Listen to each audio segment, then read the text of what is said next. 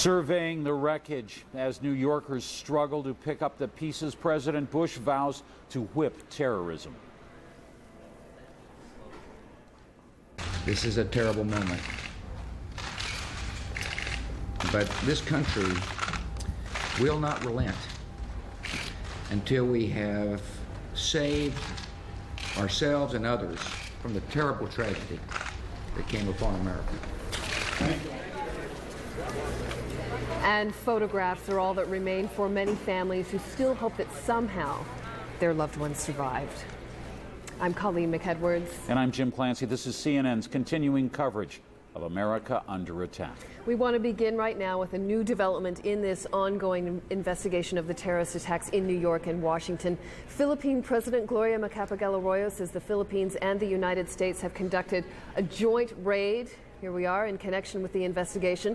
Mrs. Arroyo says the raid took place at the Bayview Hotel in Manila on Wednesday. That was one day after the attacks in the United States. The hotel is located near the U.S. Embassy. No word yet on whether anyone was detained. While heightened security at New York City's major airports has resulted in at least 8 arrests. CNN's Mike Betcher is following that story and has more. One of those people arrested was at Kennedy Airport. He was carrying a fake pilot's ID. He was arrested and taken away for questioning. Also at Kennedy Airport, there were another 4 or 5 people who had either false documentation or were in the country illegally who were also arrested and taken away for questioning. At New York's LaGuardia Airport, police detained at least 2 other men for questioning. After the spate of arrests and detentions, all New York area airports were closed again. A few other airports in the U.S. have also shut down once more because of security concerns. Attorney General John Ashcroft said FBI agents are making progress in their investigation, adding that they have identified the hijackers aboard all 4 ill-fated jets. The total number of hijackers, to our best estimate and our best knowledge, given the information at this time, on the 4 planes that crashed was at least 18. 4,000 FBI agents have fanned out across the country, knocking on hundreds of doors. But before this is closed and over, they're going to have to knock on tens of thousands more doors. All right, Mike Betcher, thanks. In New York, they're bleary-eyed from grief, but still clutching to hope. Hundreds of friends and family members of those missing from the collapse of the World Trade Center have been lining the streets of Manhattan. They're giving authorities any information that they can, from dental records to photos, anything that might help locate or identify their loved ones. But as the minutes become hours, the hours become days. Many people say their hopes are turning to fears for the worst. Rescuers have been battling into the night in a tireless effort to try to locate anyone who might still be alive. But despite their best efforts, no survivors were found in the rubble on Thursday. New York City Mayor Rudy Giuliani says that more than 4,700 people are still missing. Jim. The mayor of New York also urging the people of his city to be patient as the painstaking rescue and recovery effort really pushes ahead. CNN's Gary Cutley has been monitoring the situation in New York. He joins us now once again live. Hello, Garrick. Yes, Jim, and as we've been saying really for the past couple of days, one of the interesting aspects of the human dynamics here, the communication between officialdom and people who are still waiting for news about their friends and family who may have been lost at the Trade Center, is how the officials, starting right with Mayor Giuliani, are not offering or holding out undue hope. They are not really going any further beyond precisely what they know. They put the figure out, 4,600, 4,700 people believed to be missing, and the subtext of that is that the fear is that they probably have been lost, with perhaps 1 or 2 miraculous exceptions who will be found. So there is sort of a waiting process going on here. Now, you can call that grieving. You can call that just holding out hope day after day. Whatever you want to call it, it has a very human face. And our Jody Ross, who's over at the Armory where people have been gathering, has some examples of those hopes and how they continue to burn bright. Jody? Yeah, Garrick, I think I would call it hope out here. This is becoming an all too familiar sight here in New York City and probably now all over the world. Pictures, posters, signs about missing people, men and women who haven't been seen since the terrorist attack on Tuesday. This picture belongs to this family here with me. You guys tell me about Moira. This is my Aunt Moira Smith. She's a NYPD police officer currently the only female police officer that's missing in this terrible tragedy. She was one of the first ones to see the first plane hit the building. She called it in right away, and she was last seen in the second tower on the first or second floor at 9:30 on Tuesday, and she was helping people. And that's all she really wants to do, is help people. And if you have any information, if you've seen her, or you can give us any information whatsoever, we're desperate here. Just call the 13th precinct. That's who she's with. And Mercedes, tell me, has there been any information, any leads, any news about her? As Allison said, the last news we got is that a detective saw her in Tower 2 on the second or first floor around 9:30 yesterday, and he said she was just doing a remarkable job, pulling people out, helping people, comforting people, and she's dedicated to the people in New York and to her fellow officers, and she's just, she's just a remarkable person, and we know everyone is doing everything they can, but just if anyone has seen her, we're trying to find. We're not going to leave any rock unturned. We're going to find her. We're hopeful. We're prayerful. We're praying for Moira, and we're praying for all the rescue workers, and, I don't know, she's just a remarkable person, and we know she's coming home. We're just trying to make it happen quicker, and... Is that your feeling? You feel like she's out there and just needs to be found? Absolutely. Allison, you mentioned that you're having trouble sleeping, and it's hard to have a normal life right now. well, absolutely. I think everyone, no one is unaffected by this. I mean, everyone I know knows someone who's been affected by this, and we're all praying, and I just hope everyone out there is praying for everyone in the world right now. I think that is the case. Did you want to say something?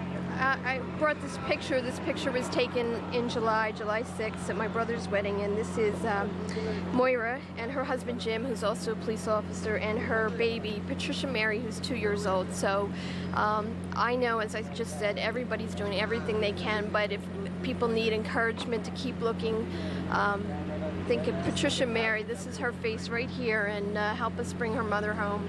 She's 2 years old. And the first New York female police officer so far missing in action. That's the report we got. That's the information we were told. So, and the New York police have been unbelievably supportive of our family. We can't thank them enough. Good luck to you. Okay, thank you very much. Well, that's the feeling here. We meet so many people like this, so many stories. They get to sort of tell their stories behind me at the Armory, which is open 24 hours. It's raining now. I don't think that's going to deter anybody from coming down here and doing what they can to help, because it's impossible, New Yorkers tell me, to sit at home and do nothing. They have to do something, whether they're here providing food, providing support, providing comfort, or they're here to actually find people that are missing. Whatever the case, New Yorkers are out in full force tonight, in spite of the weather. Garrett, back to you. Thank you very much, Jody. We're hearing those very personal stories, and of course, there are stories which are tragedy, and there are too many of them in New York and in the Pentagon and that area because of the tragedy there and the plane that was lost over Pennsylvania. But stories also have contrast. There are two sides of what are going on, or two parts, and we're seeing that this day, both on Thursday and today, Friday, and for days to come in Manhattan and New York City, because the city is coming back to life. There are the people gathering at the Armory and trying to find out what's happened to their friends and family. But at the very same time, schools were open, most businesses were open, and tonight on Broadway, the lights went back on, as they say. The Broadway theaters started up again. The show is going on. The lights are bright in Times Square. Times Square is filled with more and more people after these past 3 nights of almost total emptiness and eerie silence. So these are the dual channels of human life, of narrative, if you will, which we're hearing these days. And we want to hear another example of that from one of our reporters, Maria Hinojosa, who visited some people who are also still holding out hope. Just 7 weeks ago, Ann McGovern posed with her new grandson minutes after he was born. I've never seen her look so happy as when he was born. She was there. She was so excited. But now her daughter Terry wants that smiling picture on television. Her mother worked on one of the top floors of the World Trade Center. Her daughter wonders if anyone has seen her alive. We were interviewed by police detectives, and we had filled out a questionnaire, and it was really like, what jewelry would she have been wearing? Do you know what she had on? Did she have any identifying body marks? Her sister Liz worked in the World Financial Center across the street, but managed to escape. She was supposed to meet her mother that day for lunch. I was just about to call her, and I can't believe it. I don't think it's set in yet. I just feel so powerless, and I wish I could have done something. That same awful feeling consumed an emergency center on Lexington Avenue, where authorities are compiling a list of the missing. It's become a place of public grieving and a place to hope for miracles. He was on 104th floor, Cannon Fitzgerald. We've gone to hospitals. We've called every hotline. They don't know where we can't find him. He's not on any list. So. Hope is the word, the emotion that keeps these people going.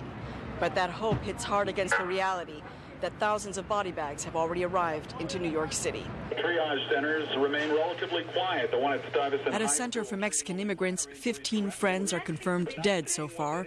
Radios are kept on in hopes there'll be word of hundreds of others, immigrants from Mexico who labored in the Twin Towers, hoping to make a better life. In my heart, I feel that I'm crying.